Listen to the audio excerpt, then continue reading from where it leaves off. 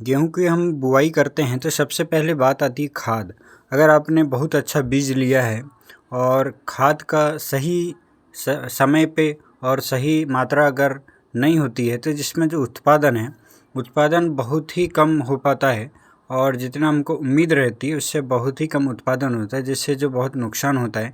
इसलिए आप जब भी गेहूँ की खेती करते हैं तो उसमें सही खाद का संतुलन होना बहुत ही ज़रूरी है। अगर सही मात्रा में हम खाद नहीं देंगे तो हमारी फसल उतना ग्रोथ नहीं कर पाएगी और सही फसल का विकास भी नहीं होगा। अगर विकास नहीं होगा तो हमारा उत्पादन नहीं होगा। इसलिए आप जब भी गेहूं की खेती करते हैं तो आपको खाद का सही मात्रा में उपयोग करना चाहिए, जिससे 1 एकड़ में कितने किलोग्राम नाइट्रोजन लगता है, कितने किलोग्राम फास्फोरस लगता है। आपको और भी पोषक तत्वों की आवश्यकता होती है गेहूं की फसल में, जैसे पोटास है, जिंक है, यूरिया है। इन पोषक तत्वों की आवश्यकता होती है।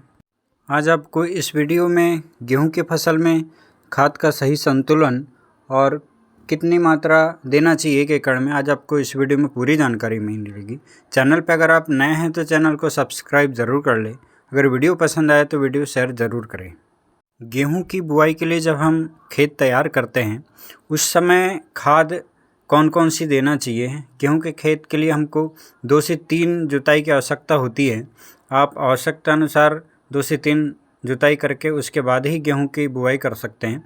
आप गेहूं की बुआई सीधे खेत में छिड़कवा विधि से भी करते हैं और कतार से कतार सीड ड्रिल से गेहूं की बुआई बहुत अच्छी होती है। कतार से कतार बुआई करने से फसल का उत्पादन बहुत बढ़ जाता है सीड ड्रिल, क्योंकि सही मात्रा में बीज जाता है और सही गहराई में जाता है, जिससे जो पोषक तत्व भी मिलते हैं और जो गेहूं का पौधा बहुत मजबूत होता है। गेहूं की फसल में जब आप बुआई करते हैं तो उसमें मिट्टी में मिलाना खाद बहुत ज़रूरी रहता है। अगर आप किसी कारण नहीं दे पाएँ तो बाद में आपको देंगे खाद भी, पर जो उतना ग्रोथ पौधा को अगर शुरू से अगर पोषक तत्व मिल जाए तो बहुत अच्छा ग्रोथ करता है। बाद में आप इसमें सिर्फ यूरिया और जिंक मिलाकर आप खेत में छिड़काव कर सकते हैं जब भी आप सिंचाई करते हैं उस समय। चलिए बात कर लेते हैं कि जब भी आप गेहूं की बिजाई करें तो उसमें कौन कौन सी खाद देकर हम अधिक से अधिक उत्पादन कैसे लें। आपको 1 एकड़ में अगर आपके पास डीएपी उपलब्ध है तो आप डीएपी यूज कर सकते हैं, और आपके पास अगर एनपीके है तो आप एनपीके का भी उपयोग कर सकते हैं। कोई भी, अगर आप डीएपी है तो डीएपी, एनपीके है तो एनपीके। आप डीएपी 50 किलोग्राम और 25 केजी पोटास और 5 केजी जिंक, और आप 10 से 15 केजी जो यूरिया है, आप 10 से 15 किलो यूरिया और 5 किलो जिंक और 25 किलो पोटास और 50 किलो डीएपी।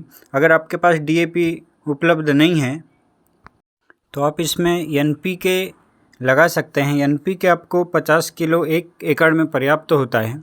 इस तरह से आप जो गेहूं के फसल में हम जो बुआई करते हैं, और आप इसमें पाटा लगाने से पहले खाद को खेत में मिला देना चाहिए और उसके बाद ही आप गेहूं की बिजाई करना चाहिए। गेहूं की जो हम बुआई करते हैं उस समय आप गेहूं की बुआई सीधे पानी चला के ऊपर गेहूं फेंक देते हैं, उसके बाद भी ऐसी बिजाई करते हैं।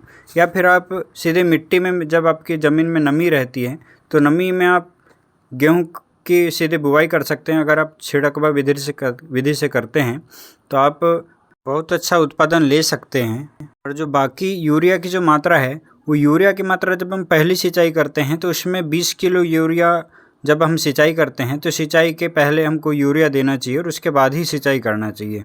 वैसे गेहूं की सिंचाई 30 से 35 दिनों के बाद करना चाहिए। आपकी जो मिट्टी है, मिट्टी पे डिपेंड करता है। अगर रेतीली मिट्टी है तो आपको ज़्यादा सिंचाई की आवश्यकता होती है, और अगर रेतीली मिट्टी नहीं है तो 3 से 4 पानी में आपका गेहूं पक के तैयार हो जाता है। और जब रेतीली मिट्टी है तो इसमें रेतीली मिट्टी में थोड़ा ज़्यादा पानी लगता है, इसलिए आप ज़मीन को देखते हुए ही सिंचाई करना चाहिए।